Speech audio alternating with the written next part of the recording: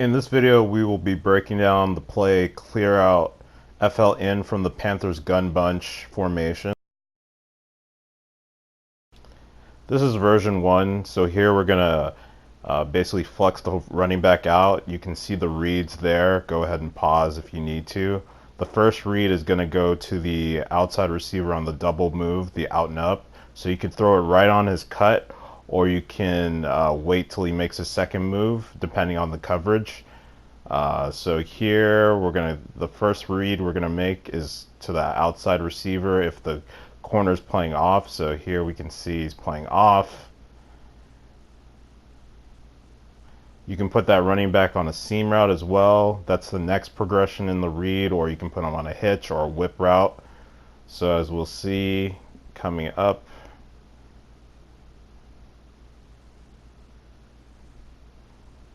you can hit them right on that whip, on that out route, real quick when you see off coverage like that.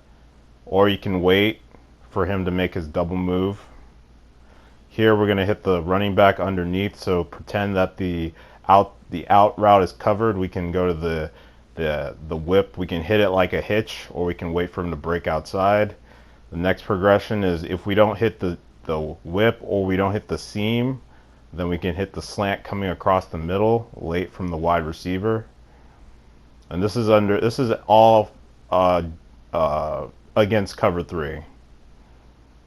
We can also put them on a drag. So drag is a nice safe way to get underneath all those zones.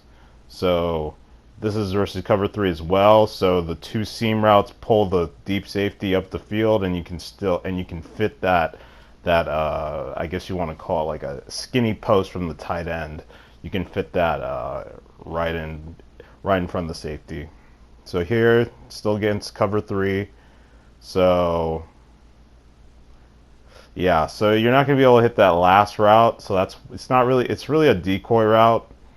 You're not really expected to hit that route. So here against cover 4, so against cover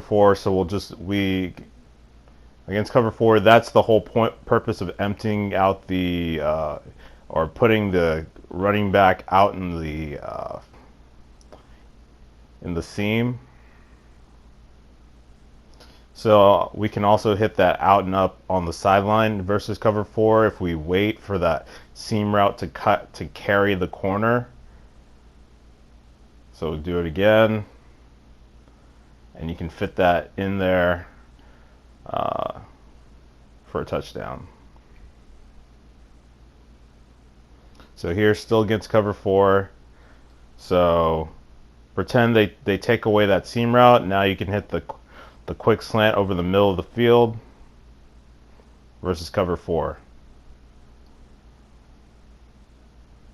Again, empty the backfield.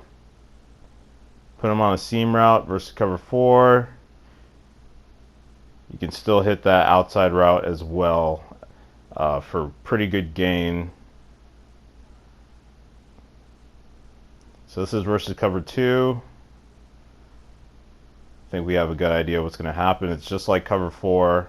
We're gonna basically hit in between the safeties now. Can hit the tight end right over the middle for a touchdown. Again, this is actually against man coverage, so that was kind of a fluke play. So you do have against man press. So this is against man coverage. So there, you want to look to the first read. You see the out, the up, and he gets wide open. He gets wide open. And then again, if you get man coverage, that whip route from the running back or a hitch will also do well against a linebacker in man coverage. If that's not good enough, you can throw a slant. That's another man beater as well. Hit the whip. So it's nice if you have a running back like Christian McCaffrey, you can beat someone like on a slant. So this is against the blitz, cover 0. Yeah, especially if you have someone like Christian McCaffrey, you can make someone miss after the catch It's awesome. So you can run those. You can run double slants. So if you're getting blitz, so this is against cover 0 blitz.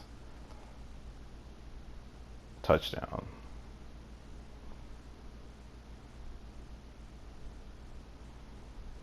Here, where this is version 2 of the play, so what we do is we motion the running back to the strong side of the formation, and the reads are as shown. We're still looking at that out and up as the first read. We call that a peak, so I put a P there. So then you want to peek that versus see if it's man or zone. If it's open, always throw that. Like against this cover 3, we can't throw it there, so we progressed to our first read, which was the seam. Seam wasn't open, so we threw it to the hitch.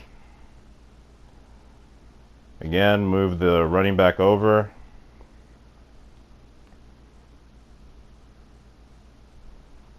So this is versus cover 3.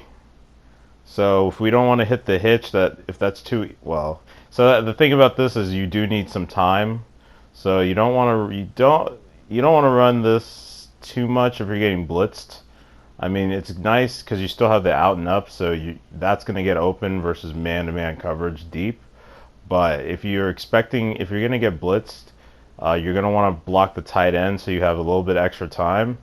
So here, the seam route carries the corner in cover 3, and that's going to allow our wheel route to get wide open down the sideline.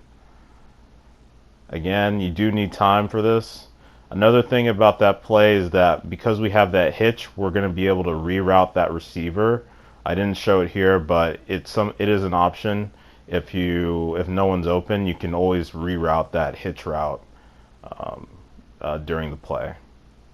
So this is the red zone version.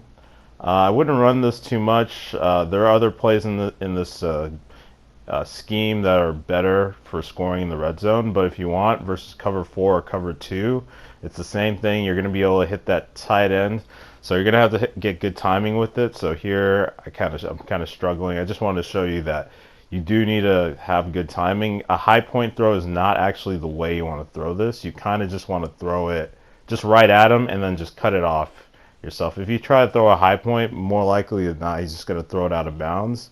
I'd only throw a high point if the user's like literally on top of him. If he's not, you're probably going to be able to fit that window in, especially in Madden 20. So here versus cover 2.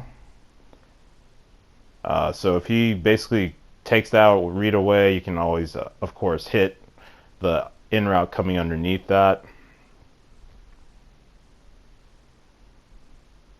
And the great thing is about this play is that even if they do blitz you, like they send a cover 2 blitz and they just have no one deep, the reads develop within 2 seconds, 1 to 2 seconds.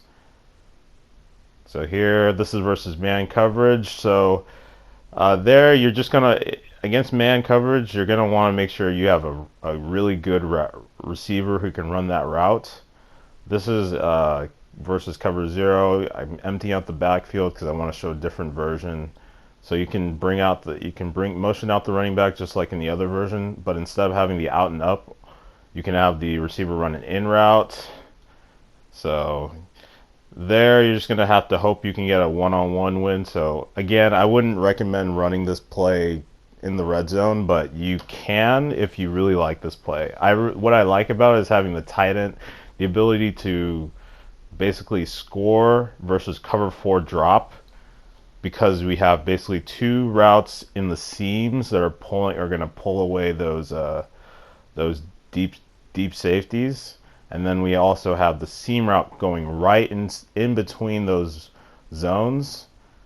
So it would basically force the user to actually manually guard that route, and that will allow me to run a slant underneath it. So that's what I like about this, but I don't run this primarily because I have other plays that I can use to score.